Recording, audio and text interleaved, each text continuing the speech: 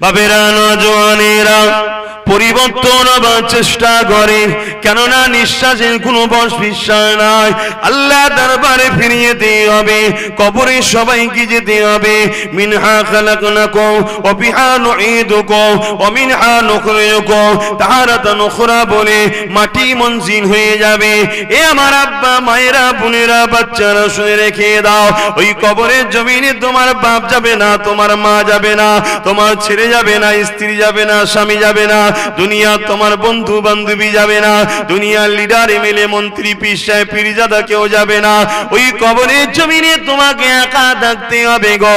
ওই কবরের জমিনে যদি তুমি আমার আল্লাহকে খুশি করে মুহাম্মদ রাসূল যা বলেছে মেনে নাও, আর যেটা নিষেধ করেছে ছেড়ে দাও, ওই কবরের জমিনে আমার আল্লাহ মুহাম্মদ রাসূলকে পাঠিয়ে দেবে।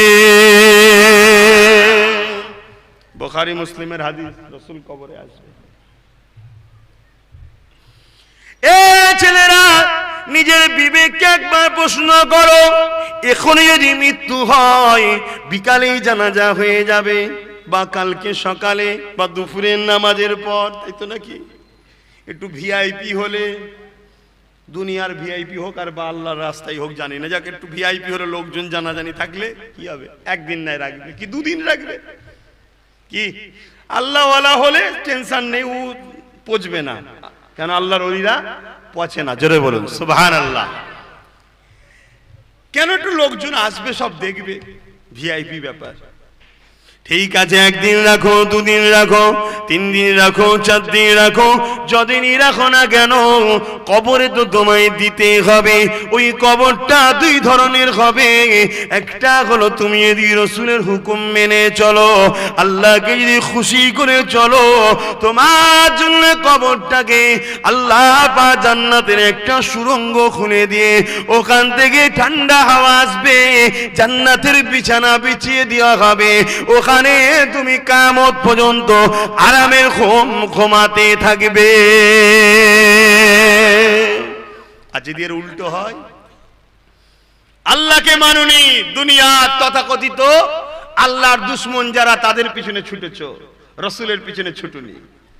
দুনিয়ার লোভ লালসা, গান বাজনা, থিয়েটার, যাত্রা, মেলা, জুয়া, সমাজে সবাই গেছে, আমি না গেলে হয়? তো সমাজের সবাই যখন জাহান্নামে যাবে তখন তুমি বলে আমি না গেলে হয়?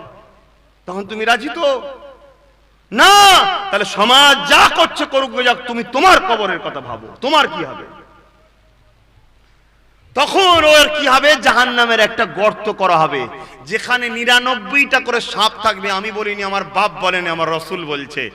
একটা সাপের 2টো করে মুখ থাকবে, ওই সাপের সঙ্গে তোমাকে বসবাস করতে হবে।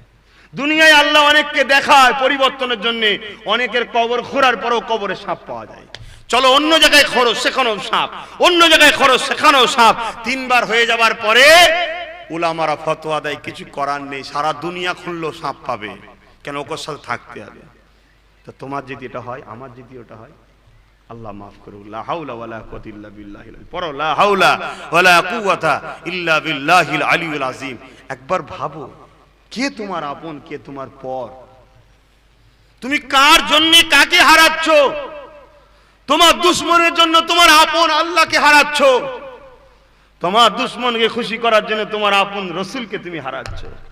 হালকা বয়সে একটু হয়, তা বলে এমনটা নয় যে ইসলাম থেকে তুমি বেরিয়ে যাচ্ছ না। তো আস্তে আস্তে তুমি যে মনে করছো তাই মুসলমান, আমার বাপ হাজি, আমার বাপ পীর সাহেব, আমার মা হাফেজা, আরে বাপ মালিয়ে ইসলাম চলে না। ইসলাম চলে কোরআন আর মোহাম্মদ রাসূলকে নিয়ে। জোরে বলুন সুবহানাল্লাহ। ভাইরা নওজওয়ানেরা, বোঝার চেষ্টা করেন গো, আল্লাহর দিকে ফিরে আসো, রাসূলের হুকুম মেনে চলো। মাতাকুমুর রাসূল ফাখুযুহু, নবী যা আদেশ করেছে মেনে নাও, নবী যা নিষেধ করেছে ছেড়ে দাও। এই যুবকেরা, বাপেরা, মায়েরা, বোনেরা, কারণ এই দুনিয়া দুদিনের গো।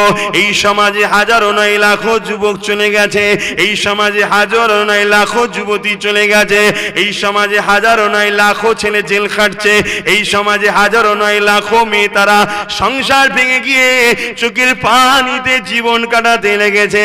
আল্লাহ তোমাকে সুখ দিয়েছে, ওই সুখে আল্লাহ ভুলে যেও না। আর আল্লাহ যে তোমাকে একটু দুঃখ দিয়ে পরীক্ষা নেয়, ওই দুঃখতে তুমি ধৈর্য হারা হয়ে যেও না। কেননা তোমার থেকে অনেক বেশি দুঃখ, তোমার থেকে অনেক বেশি কষ্ট, তোমার থেকে অনেক বেশি পরীক্ষা আল্লাহ তার মাহবুব বান্দা বান্দীদেরকে নিয়েছে গো। কেননা যাকে আল্লাহ পরীক্ষা নেয়, ওই পরীক্ষায় সেই ধৈর্য ধরে বলে আলহামদুলিল্লাহ, আমার আল্লাহ তার জন্য জান্নাতে উকু মাকাম দান করে।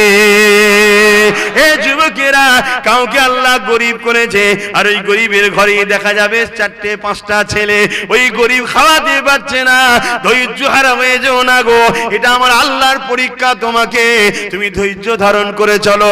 আবার কাউকে আল্লাহ আরবপতি করেছে, তার ঘরে দেখা যাবে 1টা কি 2টো বাচ্চা দিয়েছে, সে তার বাচ্চাকে আবার এমন মডার্ন তৈরি করেছে, মডার্নের নামে ইবলিস শয়তানের চেলা হচ্ছে।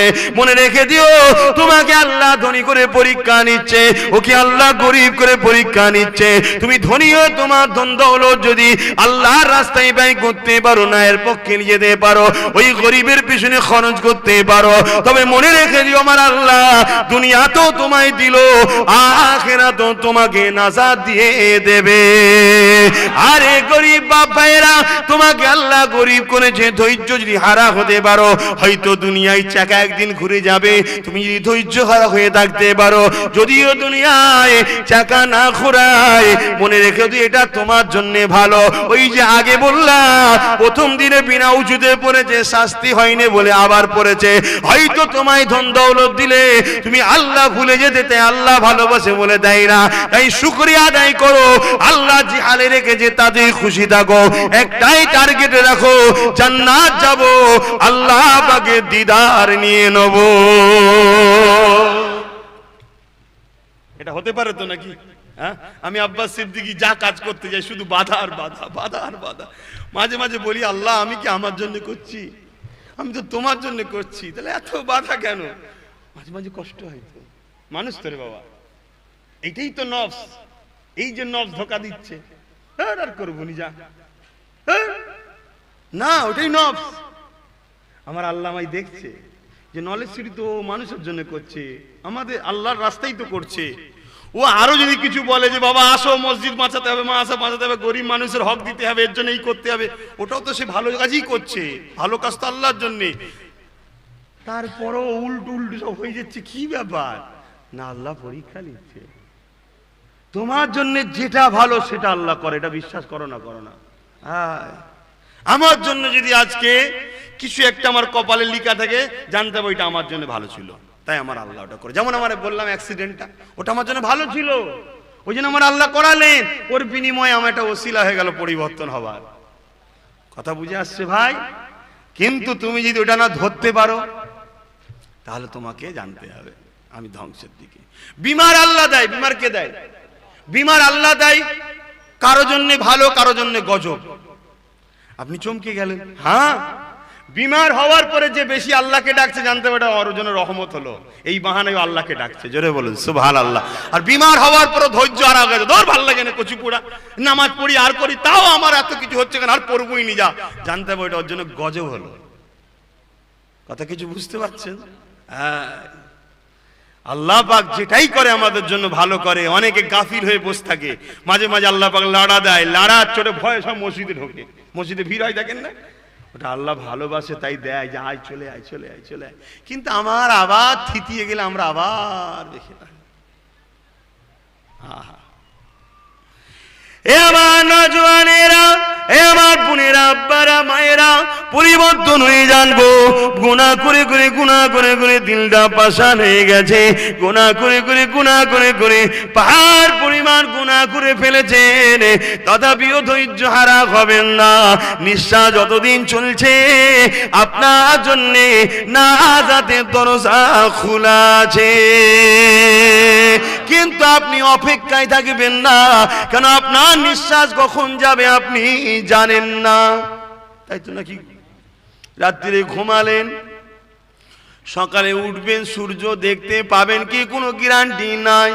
তাই ঈশার সময় সিজদায় পড়ে যে কেঁদে বলো, ওগো আমার আল্লাহ, পিছনে যা করেছি সব মাফ করে দাও। হয়তো এই রাতটা আমার জিন্দগির জন্য শেষ রাত, আর তোমাকে ডাকতে হয়তো পারবো না।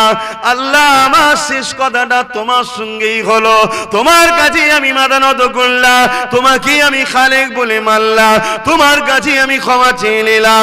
এ আমার ভাই বোনেরা, বিশেষ করে তোমাদেরকে বলি, কেননা তুমি আমি ফিতনা দুনিয়ায় জড়িয়ে যাচ্ছি।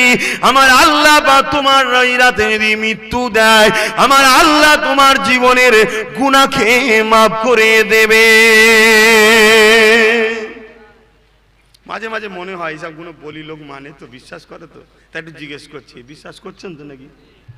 কেন মানুষ যেভাবে হই হই করছে, তো বিশেষ করে আমার কওমের ছেলেরা, যেন মনে হচ্ছে ও জাহান্নাম টাহান্নাম কিছু নেই, জাহান্নাম নেই, বা হয়তো ছিল, আগুন টাগুন দিয়েছে, কেউ পানি পানি ঢেলে বন্ধ করে দিয়েছে, বা আল্লাহ পাক হয়তো আর পারবে না, নাউজুবিল্লাহ। এমন ভাবে আমরা থাকি। আহা, ভুল হয় ভাই, ভুল হয়, হালকা বয়স তো, শয়তান ধোকা দেয়। কিন্তু 10 বার ভুল করছো, একবার কমসে কম নিজের বিবেককে প্রশ্ন কর, এই অনেকটা ভুলে গেছে রে, না না যাবো না, ফিরে একবার কমসে কম তুমি নিজেকে গুটাও। আজকে 10 বারই ভুল করছো, তুমি একবার গুটালে তাহলে 9 বার ভুল হলো, তারপরে 2 বার গুটাবে তাহলে 8 বার ভুল হলো, তারপরে 3 বার গুটাবে তাহলে 7 বার ভুল হলো। একদিন দেখা যাবে 9 বার ফিরে এসছে, একবার ভুল হয়েছে। একদিন দেখা যাবে আমার আল্লাহ যাওয়ার সময় যখন হয়ে যাবে, একটাও ভুল থাকবে না। এই মুরব্বীরা এখন সব বয়স হয়ে গেছে, সব এখন আর ওসব দুনিয়ার খেয়ালই নেই, শুধু আল্লাহ আল্লাহ করছে। তো ইয়ং বয়সে যদি আমরা একটু ভালো কাজও করে যেতে পারি, এই মাহফিলগুলো যখন হবে, এসে বসা, মাথায় টুপি দেওয়া, উজু করে এলে আরো ভালো, কথা বুঝা আসছে। তারপরে যখন রোজার মাস আসবে, রোজাটা রাখা, নামাজের সময় নামাজটা পড়ে লিয়া, বাবা হালাল খাবো, কম খাবো তাও ভালো, হালাল খাবো, মা বাপকে কষ্ট দেবো না, নিজের স্ত্রী তাকে পর্দা পুষিয়ে রাখবো, তার উপর জুলুম করবো না, তাকে পেয়ার দেবো, ভালোবাসা দেবো। আর মেয়েদের জন্য পর্দায় থাকবো, নিজের স্বামীকে কখনো ধোকা দেবো না, নিজের যুব যৌবন স্বামী ছাড়া অন্য কেউ দেখবে না। এই তো গুটি কত কাজ মেনটেন যদি করতে পারো, আলহামদুলিল্লাহ অনেক বড় এগিয়ে যাবে তো। আর সবকিছুর থেকে আল্লাহ রসুলকে বেশি ভালোবাসে, হালকা বয়সে একটু হয়ে যায়। বাপেরা, ভাইরা, নওজওয়ানেরা, আল্লাহ কত দয়ালু দেখেন। একটা ইতিহাস আপনাদেরকে শোনায়। একটা মানুষ ছিল, আগুনের উপাসনা করত, আগুনের ইবাদত করত, আগুনের পূজা করত। একটা মানুষ ছিল, সে আল্লাহকে কখনো ডাকে না, আল্লাহকে কখনো মানে না। তার বয়সটা তখন 70 বছর হয়ে গেছে।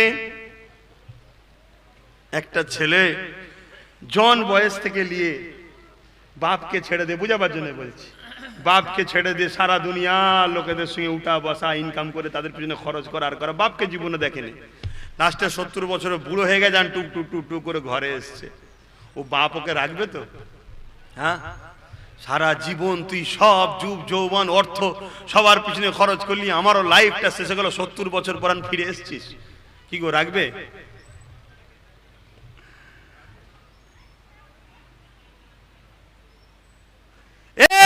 যুবকেরা, আমার আল্লাহ কত দয়ালু দেখুন। তিনি কারো মুখাপেক্ষী নয়, কারো ছাড়া তিনি চলবে না তা নয়। আরে তিনি ছাড়া আমাদেরই চলবে না, এটাই হলো বড় কথা। কিন্তু আমরা ছাড়া তিনি চলে যাবে, তিনি কারো মুখাপেক্ষী নয়। বাবারা শুনে রেখে দাও, ওই মানুষটা 70 বছর বয়স হয়ে গেছে।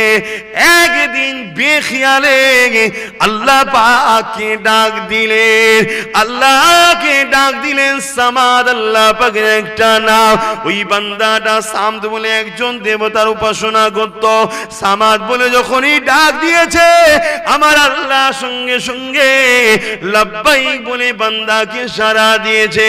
ওই সময় ফেরেশতারা জিজ্ঞাসা করতে লাগলে, ওগো আমার আল্লাহ, ওকে দুনিয়ার জমিনে পাঠালে তুমি, মায়ের পেটে বাঁচিয়ে রাখলে তুমি, ওকে নিঃশ্বাস দিলে তুমি, 70 বছর খাওয়ালে তুমি, ওর শরীরের গোস্ত হাড় হাড্ডি সবই তোমার দিয়া, ওর যৌবন তোমার দিয়া, ওর সুস্থতা তোমার দিয়া, 70 70 বছর তোমাকে ডাকে না, উপরন্তু তোমার বিরুদ্ধে আবার শিরক করেছে, অন্য নকল মাবুদ ধরেছে, তারপরে আজকে আবার ভুল করে ডেকেছে, তুমি সাড়া দিলে কেন?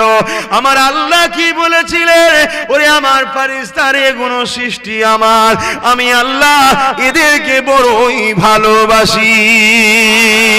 আরো জোরে বলুন সুবহান। ভাবো আমার যুবক ভাইরা, এত আপন কেউ নেই, সব ধোঁকা। এ দুনিয়ায় যা দেখছো ধোঁকা, সব স্বার্থের লোভে এসব দুনিয়া। কিন্তু আল্লাহ আল্লাহ রসুলই একমাত্র অরিজিনাল আপন, তাদেরকে ধরো।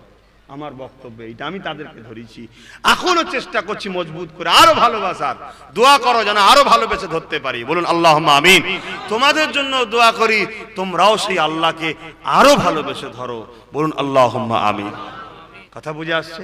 কিন্তু আমি বুঝাতে চাইছি কোনটা আপন, একমাত্র আল্লাহ আপন, একমাত্র আল্লাহ রসুল। আর আমরা যারা আল্লাহর হয়ে গেছি, আমরা একে অপরকে দিল থেকে ভালোবাসি, সেটাও আল্লাহর জন্য, রসুলের জন্য। জোরে বলুন সুবহানাল্লাহ। তাই আল্লাহ ওয়ালারাও আপন, শর্ত কি জন্যে? আল্লাহর জন্যই আপন। জোরে বলুন সুবহানাল্লাহ। বাবেরা, নওজওয়ানেরা বোঝার চেষ্টা করেন, আজ যদি আমি মারা যাই, কাল পরশু রেখে দাফন কাফন হয়ে যাবে। আজ যদি আপনারা কেউ মারা যান, আজ বিকালে সন্ধ্যায় বা কালকে দাফন কাফন হয়ে যাবে। কেন? 12 ঘন্টার পরে লাশ পচা শুরু হয়ে যায়। আল্লাহ ওয়ালা হলে তা পচে না, কিন্তু শরীয়তের হুকুম হলো তাড়াতাড়ি দিয়ে দাও, তাড়াতাড়ি দিয়ে দাও। কিন্তু নাচারের মশলা আলাদা রয়েছে, এই আল্লাহ ওয়ালাদের ক্ষেত্রে আলাদা রকম করা হয়। এ যুবকেরা, তরুণেরা, মশলা আম থাকে, মশলা খাস থাকে গো, সবার জন্য সমান নয় গো। অনেকে বলে সবার জন্য সমান, হ্যাঁ সবার জন্য কিছু সমান আছে, কিন্তু মনে রাখবেন জান বাঁচাবার জন্য অনেকে মরা পশুর গোশত খেতে পারে হালাল, কিন্তু সুস্থ মানুষের চলবে না। এই জন্য আমও থাকে, খাসও থাকে। যা কো বিষয় আলোচনা করছি না, আমার বিষয় হলো একটাই, যিনি সৃষ্টি করেছে তার কথা মানবো, যিনি আমাকে চোখ দিয়েছে তার কথা মানবো, যিনি আমাকে বাঁচিয়ে রেখেছে, এই জিন্দেগি যিনি দিয়েছে তার কথা মানবো, যিনি আমাকে পীরজাদা বানিয়েছে, নবীর খানদানে পাঠিয়েছে, যেই মেম্বারে নিয়ে এসে সম্মানের ইজ্জত দিয়েছে, তার কথা মানবো।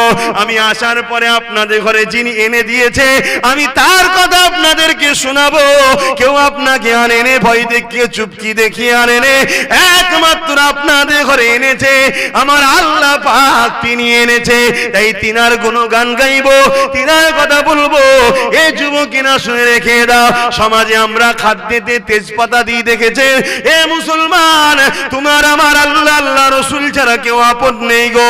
কে কি করছে দেখার দরকার নাই, যদি আল্লাহ আল্লাহ রসুল ছাড়া অন্য কোন রাস্তা তোমাকে আপন বলে দরদ দেখায়, মনে রাখবে শুধু তার জায়গাটাকে ঠিক করার জন্য, তার তরকারিকে খুশবু করার জন্য তেজপাতা হিসাবে তোমায় ব্যবহার করছে।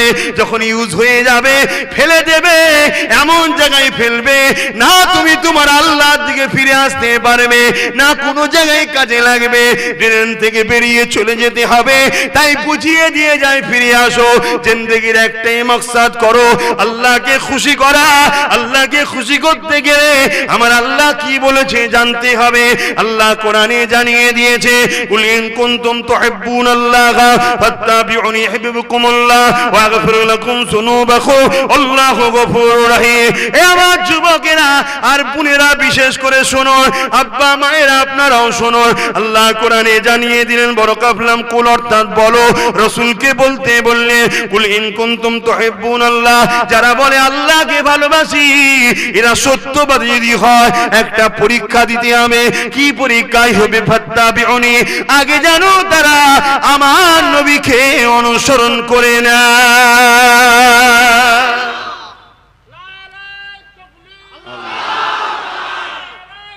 আল্লাহ,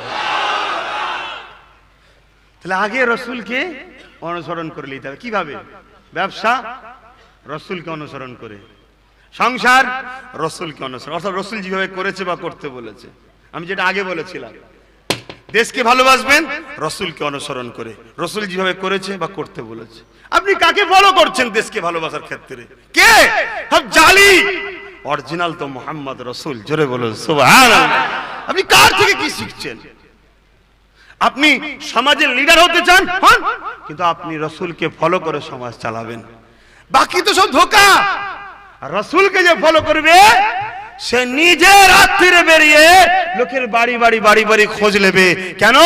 রসুল বলেছে কোন লিডারের আন্তারে তার প্রজা যদি ক্ষুধার্ত থাকে, অসহায় থাকে, কিয়ামতের দিন ওই লিডারকে আল্লাহর কাছে জবাব দিতে হবে। কথা বুঝে আসছে? তুমি দেশকে ভালোবাসবে, রসুল থেকে শেখো। তুমি অমুসলিমকে ভালোবাসবে, রসুল থেকে শেখো। আরে এই দুনিয়া তো ধোঁকা দেয়। রসুল পাক দিল থেকে অমুসলিমকে ভালোবেসেছে। জোরে বলুন সুবহানাল্লাহ। রাস্তা থেকে তুলে নিয়ে তার সেবা করেছে, তাকে খাইয়েছে, তাকে গোসল, তার স্ত্রী দিয়ে গোসল করিয়েছে, কাপড় পরিয়েছে এক মহিলা বৃদ্ধাকে নিয়ে। যুগে যুগে এরকম হাজারো লাখো তার প্রমাণ আছে। সবকিছুই রসুল থেকে শেখো। তাই আল্লাহ বললেন যারা আমাকে ভালোবাসে বলে। অর্থাৎ আল্লাহ কে আমাদের? বলুন আল্লাহ কে? আচ্ছা বুঝতে পারছেন না। আল্লাহ আমাদের কি হয়? সৃষ্টিকর্তা, মালিক, একমাত্র মালিক, বাকি কেউ মালিক নেই। যদি কোনো গরিব কারো আন্ডারে কাজ করো, ও মালিক নয় তোমার। তুমি মেহনত করো, তার বিনিময় সে দেয়। কথা বুঝে আসছে না? নয়, মালিক তো সে যে কিছু না নিয়ে দেয়, সে হলো আল্লাহ। জোরে বলুন সুবহানাল্লাহ। সমাজে কেউ যদি দান করে, জানবে সে যাকাত যদি দেয় সে বাঁচার জন্য দিচ্ছে, সে মালিক নয় তোমার। সে বাঁচার জন্য দিচ্ছে। যে যাকাত শতকরা 2.5 টাকা না দাও ওকে জাহান্নামে নিয়ে ধুলাই হবে, ওই ভয়ে তোমায় দিচ্ছে। ও তোমার মালিক নয়, মালিক হলো আল্লাহ। জোরে বলুন সুবহানাল্লাহ। সমাজে কেউ যদি দান করে, দুটো কারণে দিচ্ছে। এক হয় সে নিজে দুয়া লিবার আশায়, আর না হয় লোক দেখাবার জন্য। সেও তোমার মালিক নয়, তার পিছনে স্বার্থ আছে। মালিক তো একমাত্র তিনি, কোন স্বার্থ ছাড়া তিনি আমাদেরকে ভালোবাসে। জোরে বলুন সুবহানাল্লাহ। আমরা যদি সবাই তার বিরুদ্ধে লেগে যায়, তার কি অসুবিধা হবে? তার চেয়ার চলে যাবে? অন্য জায়গায় কি আল্লাহ বুঝবে নাকি? তাহলে কেন তিনি করছে? ভালোবাসে, নিঃস্বার্থে ভালোবাসে, কোনো শর্ত নেই। কিন্তু তিনি একটা নিজাম করে দিয়েছে, একটা দাগ দিয়ে দিয়েছে। এই দাগের এইদিকে যারা থাকবে জান্নাতে, এই দাগের এইদিকে থাকবে যারা জাহান্নামে। ওটা পরকালের ফাইসাল্লাহ। আর এটা করেছে শুধুমাত্র প্রেমের জন্য। কে প্রেম করে, কে প্রেম করে না?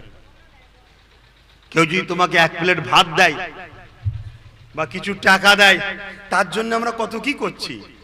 আর যিনি সব দিল, জমিন দিল, আসমান দিল, চাঁদ দিল, সূর্য দিল, হ্যাঁ, সবচেয়ে বড় জিনিস হলো না খেয়েও বাঁচা যায় এমন একটা জিনিস খেলে।